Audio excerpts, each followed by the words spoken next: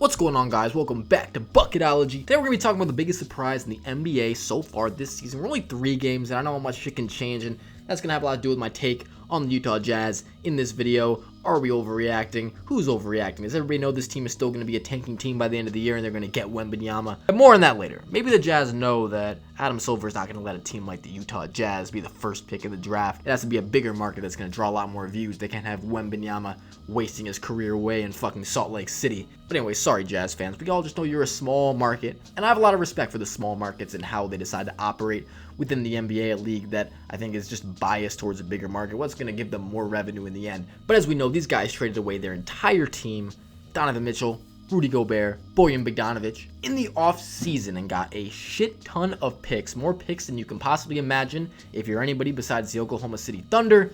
And we're left with a team that I said at the beginning of the year would be the worst team in the NBA, not necessarily because of who's on their roster, but just because of who their GM is. I know Danny Ainge is a ruthless tanker. I know that Danny Ainge cares about this first round pick more than he cares about his family, and he's going to do anything that it takes. And so, a 3-0 start. I know this guy's tearing his hair out. He's shrieking. He might need therapy because I know he's going through it right now. The plan was not this to win first 3 games, first seed in the Western Conference, best offense in the league, best 3-point shooting team in the league. I'm just kidding. Obviously, this is still not a problem for the Utah Jazz if they're winning games at this point. There's a reason they haven't traded away any of their key players that remained with the team from last year. I'm talking about Mike Conley, Jordan Clarkson. I mean, these guys are pretty good players. I mean, they can help you win ball games, especially when you pair them with other guys that can just fill necessary roles for a team to operate. Back to me thinking this team was going to be the worst team in the league. It really has a lot to do with the idea that they're going to move off a lot of these guys, and their team by the All-Star break is going to look completely different because I just can't envision guys like Jordan Clarkson, guys like Mike Conley, and many of their other players, maybe Kelly Olynyk too, a lot of the older guys or guys that just they don't think fit what they're trying to build there for the future to still be on their team. So I do still think this team is going to be bad.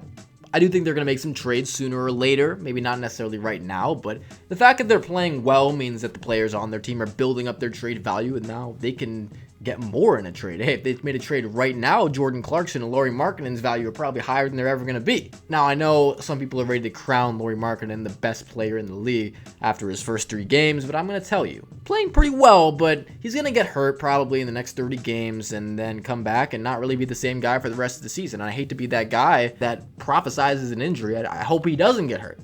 I really hope that he's healthy, but it's just the story of his career. I've been a Chicago Bulls fan since I knew what basketball was, and I watched this guy look extremely promising for my team year in, year out before he got hurt, came back, slowly regain his touch, get hurt again. It was just like a clock. After a certain amount of time, it's just there is no hope for the guy to stay healthy, so hopefully he's overcome that. We can talk about his numbers a little bit. I mean, he's been playing amazing, 24 points per game, 10 rebounds, 4 assists. Not even shooting the 3 that well either, a guy who is a really good shooter, but only shooting 30%, so that's the number that's definitely going to go up. But leading his team to 3 wins in a row, and Jordan Clarkson with 19 points per game, 6 assists, 42% from the 3-point line. Kelly Olynyk shooting 75% from 3 in 3 games. So obviously some numbers that just aren't sustainable. Kelly Olynyk is not going to be a top 3 player on any good team that exists in the NBA.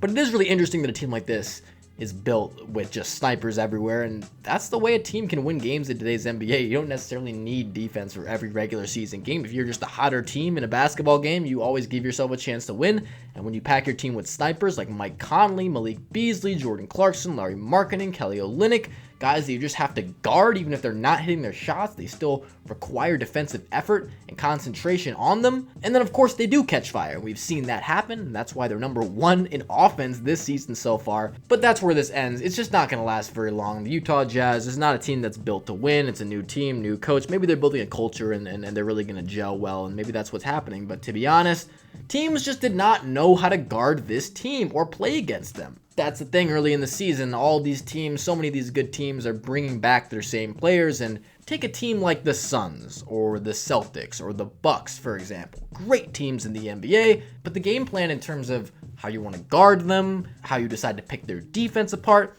it's fairly established at this point because we've seen these teams play with their same players over and over again. Yes, they are great, and is even more of a testament to their greatness, the fact that teams know exactly how they play, and yet they are still the best teams in the league. A team like this, no one had any idea how these guys were going to play on either end, and then their coach has a lot of freedom of how he wants to approach attacking teams and guarding teams, because this is Will Hardy, by the way, rookie head coach. There is no book on these guys at all. I mean, this is the first time we've seen this team play ever. It's a completely random team that is assembled just to tank games, and they're winning games because they are well coached so far, and they're playing very well together. Now, who knows how long this is going to last?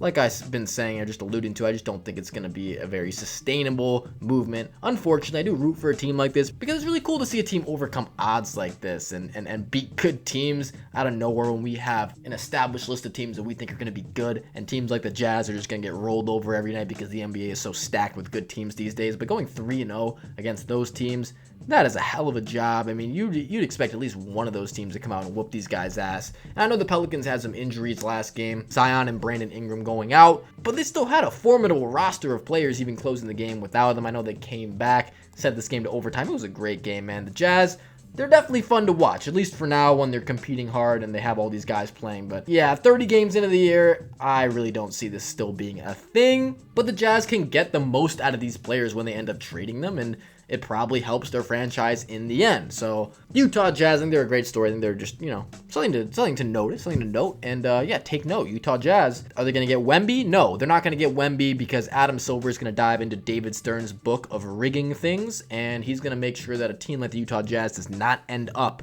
with the greatest basketball prospect in the last 20 years. I'm sorry to say it, Jazz fans, but Scoot Henderson might be the guy for this team going forward. I don't know how much the NBA really cares about that in comparison. Wemby's getting all of the hype right now, and he's got to go to a team like the fucking Knicks or something, just somewhere where the league can just make a ton of money. That's my view. Let me know what you guys think about the Utah Jazz. You think this team's gonna make the playoffs? Come on, don't tell me you think this team's gonna make the playoffs or the play-in, maybe the 10th seed. Even that would be crazy to me. I'm not gonna lie. Like, yeah, 3-0 is against these teams is something, but the play-in, nah, man, y'all, they're gonna be bottom 3 in the West. I'm pretty sure with the Thunder and hey, maybe they'll finish higher than the Rockets though. I mean, that's possible. Thunder and the Spurs is what I was thinking, but yeah, I mean, I guess it's the NBA. You never know who could get hurt and what could happen, the developments and stuff. They could be the greatest story of all time if they make even the NBA playoffs, if you just take into account what they were supposed to be, what they were projected to be before this season. So that's going to do it for this video. It's been Bucketology. Let me know what you guys think about Utah Jazz. Who should I talk about next?